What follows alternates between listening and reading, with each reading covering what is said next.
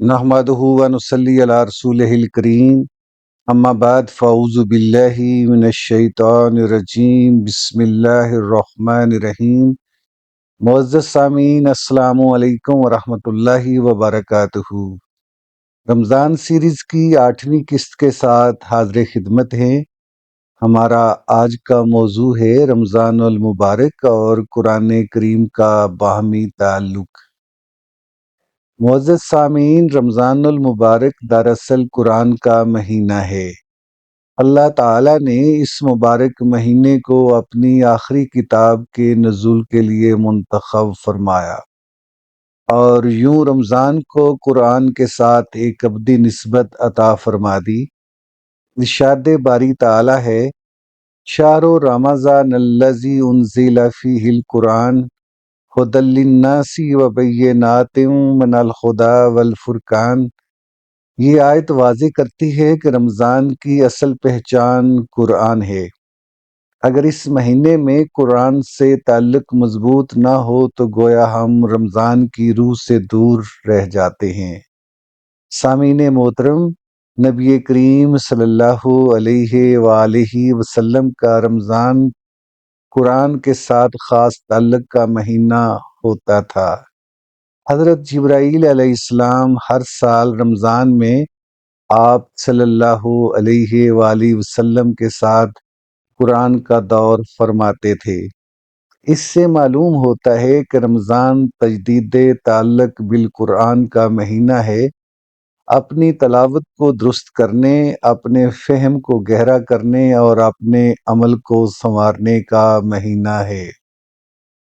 سامعین محترم، قرآن صرف پڑھنے کے لیے نازل نہیں ہوا بلکہ سمجھنے اور زندگی میں نافذ کرنے کے لیے نازل ہوا ہے۔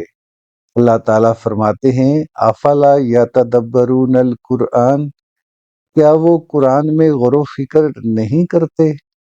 یہ سوال ہمیں جھنجھوڑتا ہے کہ ہمارا قرآن سے تعلق محض رسم تو نہیں؟ کیا ہم تلاوت کے ساتھ تدبر بھی کرتے ہیں؟ کیا ہم آیات کو اپنے حالات پر پرکھتے ہیں؟ سامعین محترم، نبی کریم صلی اللہ علیہ وآلہ وسلم نے قرآن کی فضیلت کو نہایت واضح انداز میں بیان فرمایا۔ جو شخص قرآن کا ایک حرف پڑھتا ہے اسے ایک نیکی ملتی ہے اور ایک نیکی 10 گنا بڑھا دی جاتی ہے۔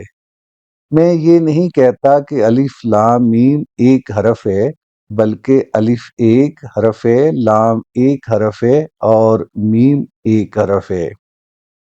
سامعین محترم، ایک اور حدیث میں فرمایا، قرآن پڑھا کرو کیونکہ یہ قیامت کے دن اپنے پڑھنے والوں کے لیے شفاعت کرے گا۔ اور ایک روایت میں آتا ہے کہ روزہ اور قرآن دونوں بندے کے حق میں سفارش کریں گے۔ روزہ کہے گا کہ میں نے اسے دن میں خواہشات سے روکے رکھا، اور قرآن عرض کرے گا کہ میں نے اسے رات میں جاگنے پر آمادہ رکھا۔ سامعین محترم، صحابہ کرام کا قرآن کے ساتھ تعلق ہمیں رمضان کی اصل روح سمجھاتا ہے۔ وہ قرآن کو صرف جلدی ختم کرنے کی کوشش نہیں کرتے تھے بلکہ سمجھ کر پڑھتے تھے۔ حضرت عبداللہ بن عمر رضی اللہ تعالی عنہ نے سورہ بقرہ کو مکمل کرنے میں طویل عرصہ لگایا، کیونکہ وہ ہر آیت کو سمجھتے اور اس پر عمل کرتے ہوئے آگے بڑھتے تھے۔ ان کے نزدیک قرآن کا مقصد رفتار نہیں بلکہ کردار کی تعمیر تھا۔ سامعین محترم، رمضان المبارک اسی کردار سازی کا مہینہ ہے۔ روزہ ہمیں تقوی سکھاتا ہے اور تقوی دراصل قرآن کے مطابق زندگی گزارنے کا نام ہے۔ جب ہم حلال چیزوں سے رک سکتے ہیں تو حرام سے رکنا بھی سیکھ سکتے ہیں۔ جب ہم بھوک برداشت کر سکتے ہیں تو نفس کی خواہشات کو بھی قابو میں لا سکتے ہیں۔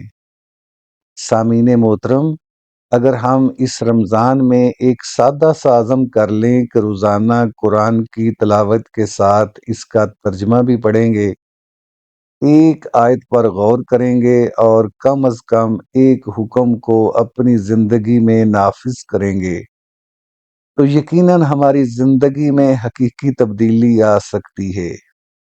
یہی رمضان کا پیغام ہے کہ قرآن کو کتاب ثواب سے کتاب ہدایت بنایا جائے۔ سامعین محترم، رمضان اور قرآن کا تعلق ہمیں یہ سکھاتا ہے کہ عبادت صرف ظاہری عمل کا نام نہیں بلکہ دل کی بیداری کا نام ہے۔ جب قرآن دل میں اترتا ہے تو نگاہیں بدلتی ہیں، زبان بدلتی ہے، معاملات بدلتے ہیں اور زندگی کا رخ بدل جاتا ہے۔ سامعین محترم، آئیے مل کر اللہ کے حضور عاجزی، محبت اور امید کے ساتھ دعا کریں۔ اے اللہ، ہم تیرے کمزور بندے ہیں، خطاؤں سے بھرے ہوئے، لیکن تیری رحمت سے نا امید نہیں ہیں۔ اے اللہ، ہمارے دلوں کو قرآن کے نور سے بھر دے، ہمارے سینوں کو ہدایت کی وسعت عطا فرما اور ہمیں قرآن کے ساتھ ایسا تعلق نصیب فرما جو ہماری زندگی بدل دے۔ اے اللہ، ہمیں قرآن پڑھنے کا شوق عطا فرما، اسے سمجھنے کی توفیق عطا فرما، اس پر عمل کرنے کی ہمت عطا فرما اور ہمیں قرآن کا سچا خادم بنا دے۔ اے اللہ، ہمیں ان لوگوں میں شامل فرما جنہیں تو نے اپنا خاص بندہ بنایا ہے۔ اے اللہ، ہماری غفلتوں کو معاف فرما، ہمارے گناہوں کو بخش دے، ہمارے دلوں کی سختی کو نرم کر دے اور ہماری آنکھوں کو اپنی خشیت کے آنسو عطا فرما۔ اے اللہ، ہمیں ایسی سچی توبہ نصیب فرما جس کے بعد ہم کبھی گناہوں کی طرف نہ لوٹیں۔ اے اللہ، ہمارے گھروں میں قرآن کی تلاوت کو زندہ کر دے، ہماری نسلوں کو قرآن کا خادم بنا دے اور ہمارے گھروں کو سکون اور برکت کا گہوارہ بنا دے۔ اے اللہ، اس مبارک رمضان کی ہر سات کو ہمارے لیے مغفرت کا ذریعہ بنا دے، ہمیں لیلۃ القدر کی حقیقی برکتیں عطا فرما اور ہمیں اس کی قبولیت سے محروم نہ فرما۔ اے اللہ، جب ہم قرآن پڑھیں تو ہمارے دلوں کو زندہ کر دے، جب ہم دعا کریں تو ہماری دعاؤں کو قبول فرما اور جب ہم سجدہ کریں تو ہمیں اپنے قریب کر لے۔ اے اللہ، ہمارے والدین کی مغفرت فرما، ہمارے اساتذہ کو جزائے خیر عطا فرما اور ہمیں ان کے لیے صدقہ جاریہ بنا دے۔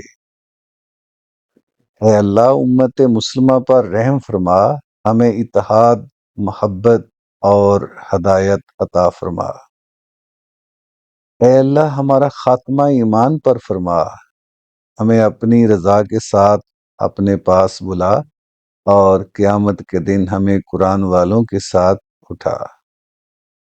وآخر دعوانا ان الحمد للہ رب العالمین۔